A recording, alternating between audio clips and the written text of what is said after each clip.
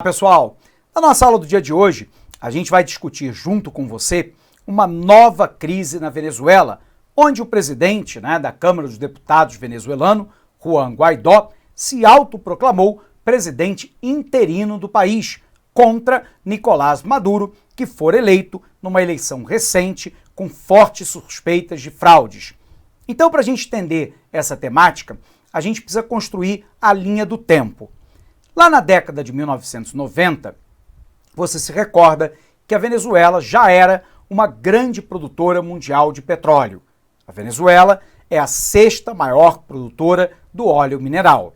Naquela oportunidade, nós tínhamos lá uma imensa massa de trabalhadores, miseráveis e pobres, num país rico em petróleo, onde boa parte das riquezas advindas do petróleo beneficiavam uma elite política e econômica em detrimento da maioria da população.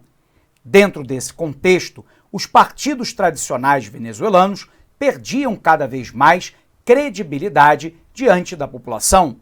E a população procurara, então, um outsider da política para poder ascender ao poder. O então tenente-coronel do exército venezuelano, Hugo Chávez, tentou então dar um golpe de Estado contra um governo democraticamente eleito. Ele foi preso, condenado e depois anistiado. Hugo Chávez, então, monta um partido político chamado PSUV, o Partido Socialista Unido da Venezuela. O PSUV concorre às eleições e Hugo Chávez se transforma, então, presidente, eleito diretamente pela população. Ele começa a implementação daquilo que ele chama de socialismo do século XXI, aumentando a presença do Estado na economia, estatizando uma série de empresas, mas ao mesmo tempo fazendo restrições ao capital transnacional dentro da Venezuela, aparelhando as empresas estatais, inclusive a PDVSA, a Petróleo de Venezuela S.A., com membros do partido PSUV. Ao mesmo tempo, ele passa a controlar o Congresso venezuelano e a indicar os membros da Suprema Corte. Os seus detratores dizem que ele se encaminhou para um regime protoditatorial, ao controlar lá o executivo, o legislativo, o judiciário, as forças armadas, a criar um grupo de milicianos chamado lá de Guarda Bolivariana, ao mesmo tempo alterar a Constituição, criar uma nova Constituição que garantiria a ele próprio, Hugo Chávez, reeleições ilimitadas e garantiria lá também o fechamento de uma série de canais de telecomunicações, das quais o mais importante foi a Rádio Caracas Televisão, que não teve a sua autorização renovada durante o seu governo. Bom, enquanto o petróleo estava em alta, o governo Hugo Chávez utilizou o dinheiro do petróleo para praticar medidas assistencialistas em relação à população, garantindo lá um combustível barato, uma alimentação barata, o acesso à universidade pública, a construção de moradias populares, saúde e educação. O problema é que ao longo desse mesmo período, a Venezuela se desindustrializou. Houve uma queda na participação relativa da indústria na composição do PIB venezuelano. A Venezuela ia relativamente bem com a venda do petróleo, mas diante da crise econômica mundial de 2007 e 2008, o preço do barril do petróleo desabou. Ele caiu de 130 a 140 dólares do barril para algo próximo de 45 dólares. E aí a receita extraordinária advinda do petróleo, que financiava as medidas de Hugo Chávez, foram por terra. De lá para cá, Hugo Chávez teve um câncer no abdômen e veio a óbito. Numa eleição muito apertada, a maioria da população elegeu Nicolás Maduro, que é o atual presidente e era o vice-presidente de Hugo Chávez. Nicolás Maduro tratou lá de reforçar o controle sobre o parlamento, sobre o poder judiciário, o Ministério Público, sobre a imprensa, ampliando as milícias bolivarianas. Bom, qual é o problema? É que a Venezuela, embora recentemente nós tivéssemos um aumento do preço do barril de 45 para 65 dólares, 70 dólares em alguns casos, nós tivemos lá a Venezuela entrando em colapso.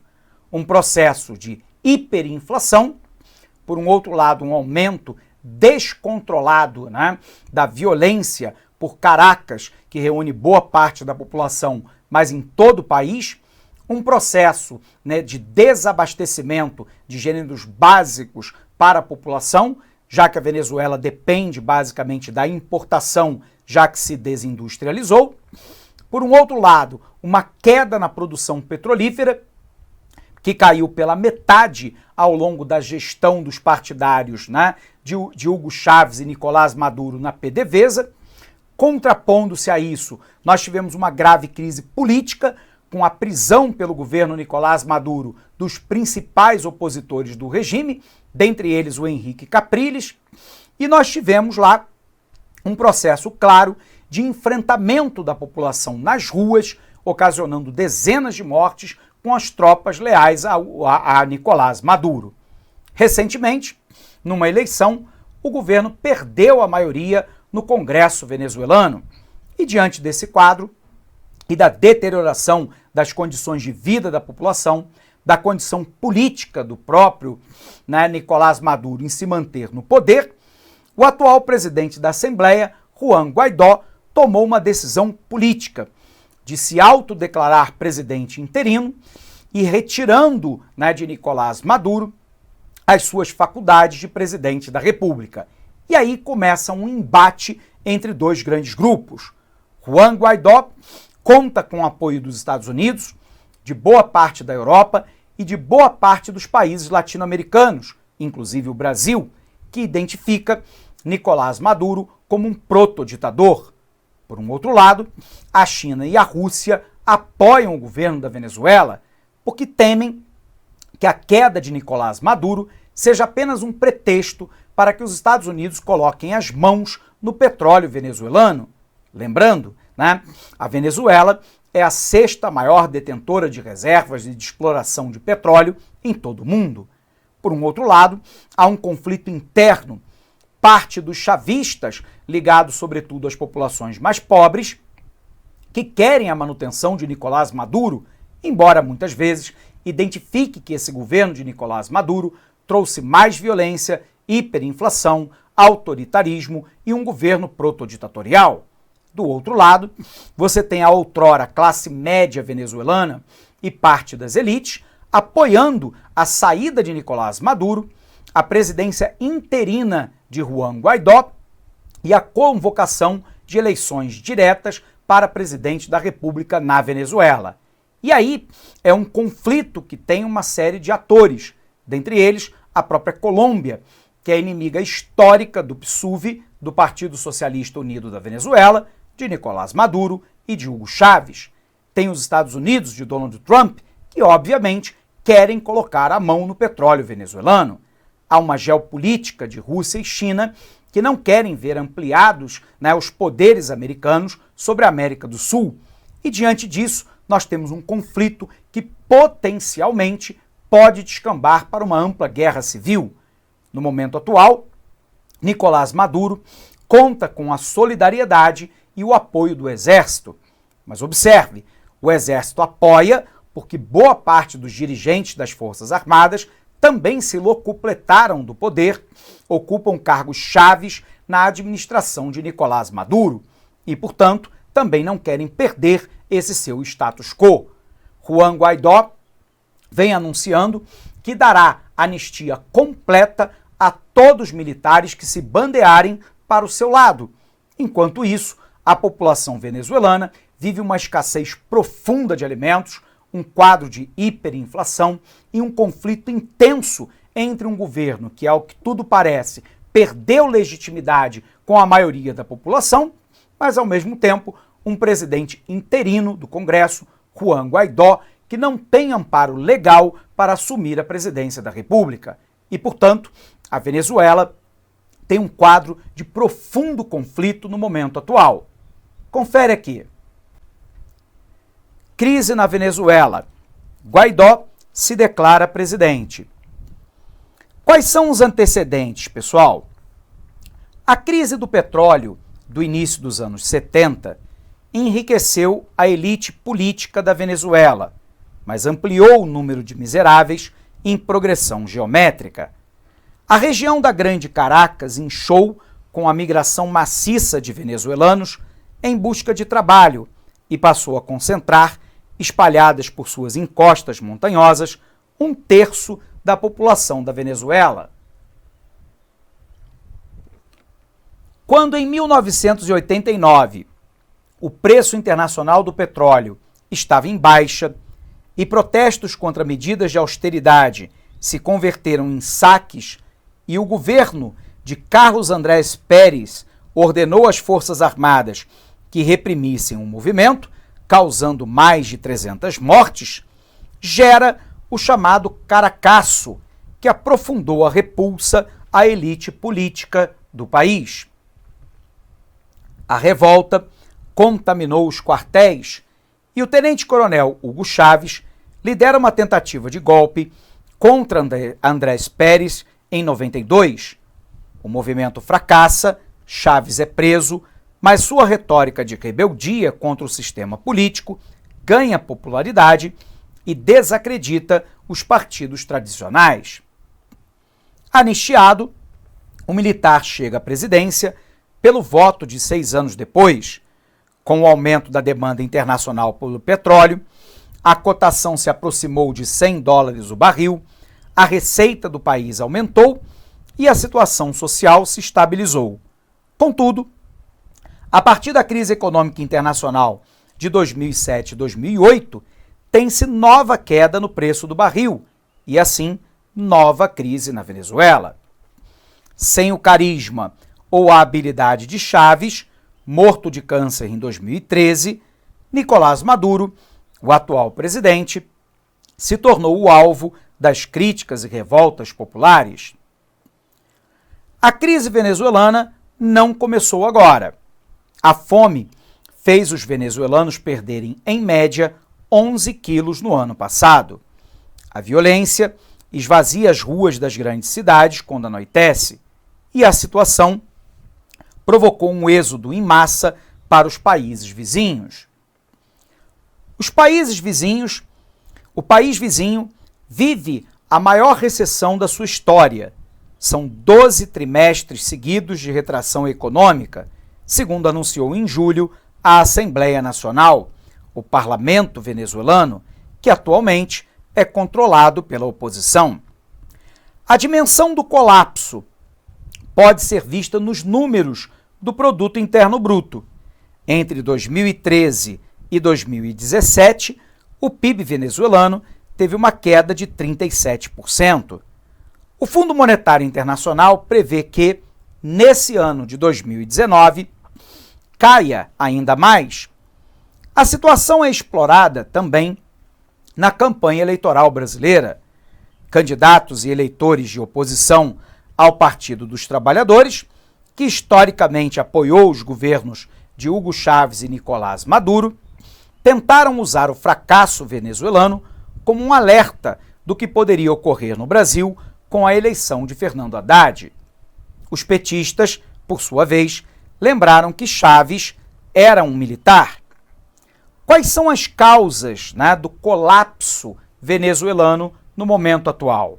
Primeiro, a crise do petróleo, que provocou uma queda no preço internacional para menos da metade do que fora ao longo da década de 2000. Uma forte dependência das importações, controle cambial e sanções, o que tem provocado desabastecimento no país. Um quadro de hiperinflação. A inflação alcança a casa dos milhares ao ano na Venezuela. Uma grave crise política entre os membros do PSUV, de um lado, o Partido Socialista Unido da Venezuela, e do outro lado, a oposição, que no momento atual é liderada por Juan Guaidó. O poder militar e o controle da imprensa são outros elementos chaves nessa disputa. Dentro desse quadro, observe aqui quem apoia quem, né? Apoiam o governo de Nicolás Maduro, por exemplo, o México, por exemplo, a Bolívia, por exemplo, boa parte da Europa Oriental, a Rússia e a China. Quem é que reconhece Juan Guaidó como presidente interino? É o caso do Brasil, do Canadá, dos Estados Unidos, do Chile, da Argentina, dentre outros. E quem é que defende um processo democrático para a deposição de Nicolás Maduro e a convocação de eleições livres? Nós estamos falando basicamente de toda a Europa Ocidental. Bom, dentro desse quadro, então, a gente precisa ver aí como é que esse assunto caiu em prova. A prova é lá do ano de 2018, banca CESP para o MPE do Piauí, e diz assim: a Venezuela é um país rico em petróleo, mas que passa por enormes dificuldades econômicas e políticas com alto impacto social. O país é atualmente governado pelo presidente Nicolás Maduro, que assumiu o poder em 2013, logo após a morte de Hugo Chávez. Maduro é um político polêmico que chegou a afirmar em 2017 que, se fosse preciso, poderia se transformar em um ditador para levar o país de volta à estabilidade. Com relação à crise política e econômica pela qual tem passado a Venezuela, julgue o item a seguir. Os membros fundadores do Mercosul suspenderam em 2017 a participação da Venezuela no bloco sobre a alegação de ruptura da ordem democrática do país. Lembrando, né? O Mercosul tem lá 4 países fundadores: o Brasil, a Argentina, o Paraguai e o Uruguai. E na Constituição do Mercosul, nós temos algo que nós chamamos de cláusula democrática, o que significa dizer que um país, para entrar ou permanecer no bloco, tem que manter as suas condições de democracia plena, o que significa poderes independentes, né, entre si, significa dizer uma imprensa livre, liberdade de expressão, liberdade de ir e vir, alternância no poder, eleições diretas de escrutínio secreto sem o uso de fraudes, dentre outros. O que os países membros do Mercosul alegam é que o governo de Nicolás Maduro rompeu com essa cláusula democrática, dentre outros fatores, então, resolveu suspender a Venezuela do bloco, alternativa, portanto, verdadeira. Vejamos a nossa segunda questão. O ano é 2018, a banca é a VUNESP para a Polícia Civil e diz assim: em sua assembleia anual, iniciada nesta segunda-feira, 4 de junho, a OEA pode votar pela suspensão da Venezuela da entidade. Assinale a alternativa que apresenta os argumentos utilizados pelos países que apoiam a suspensão. Letra A situação de extrema pobreza no país e o aumento da mortalidade infantil e da disseminação de doenças tropicais. Observe que nenhum destes são os argumentos lá propostos pelos países que queriam a suspensão da Venezuela da OEA. Situação de pobreza, mortalidade infantil e disseminação de doença tropical é medida de atuação da OEA e não da exclusão ou suspensão dos seus quadros. Alternativa falsa. B. O desrespeito à Carta Democrática Interamericana e a falta da legitimidade das eleições presidenciais realizadas no mês de maio. Alternativa verdadeira, gabarito letra B. O que a OEA acusa é que a eleição foi marcada por fraudes, garantindo a sua ilegitimidade. E como o regime de Nicolás Maduro segundo a OEA, se encaminha para um regime protoditatorial, ele deveria ser suspenso da organização. Gabarito, portanto, letra B. Mas vejamos por que não a letra C. A presença no interior da oposição venezuelana de grupos antidemocráticos e de sucessivas tentativas de golpe contra o presidente. A alternativa falsa é exatamente o inverso. A OEA acusa o presidente Nicolás Maduro de medidas antidemocráticas e, de certa forma, apoia a oposição venezuelana que quer novas eleições diretas para presidente no país. Letra D. A atual dificuldade da Venezuela em conter o avanço do tráfico de drogas no interior de suas fronteiras e o aumento do crime organizado. Embora o tráfico de drogas e o crime organizado tenha crescido nos últimos anos na Venezuela, não são esses os argumentos levados a cabo pela OEA para propor a suspensão do país. Portanto, alternativa falsa. A profunda crise econômica que assola o país e a fuga de venezuelanos para países vizinhos, agravando a crise migratória na região. De fato, a Venezuela passa por uma grave crise econômica que virou também uma crise migratória. As pessoas saem do país à busca de melhores condições em países vizinhos como Colômbia e Brasil. Porém, essa não é o argumento utilizado pela OEA para a exclusão ou suspensão da Venezuela do bloco. Na verdade, eles acusam o governo Nicolás Maduro de ser um regime protoditatorial. Portanto, a letra E também está incorreto. O gabarito correto é a nossa letra B de bola. Bom, a primeira alternativa verdadeira, a segunda alternativa é a letra B, e com isso a gente encerra mais essa aula por aqui para você, ok? Um abraço forte, pessoal, bons estudos e até o nosso próximo encontro. Até lá! Olá, meus amigos! E aí, gostou da nossa videoaula?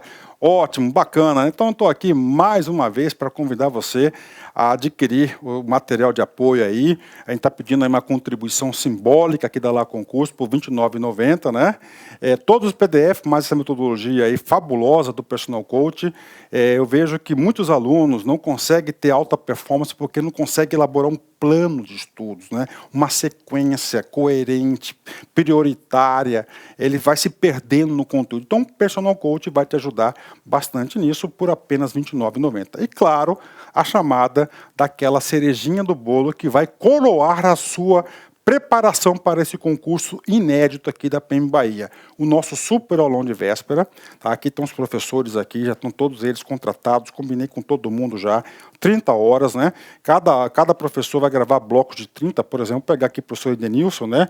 2 horas, então ele vai ter 4 blocos aí, tá? 4 blocos de 30 minutos, né? Isso aqui não será disponibilizado no YouTube, será lá na nossa plataforma do Lá Concursos, um link está aqui para você fazer a sua inscrição, né? Por apenas R$ 49,90, tudo bem, gente? Então, um forte abraço, espero vocês. Tchau, fui! Clique lá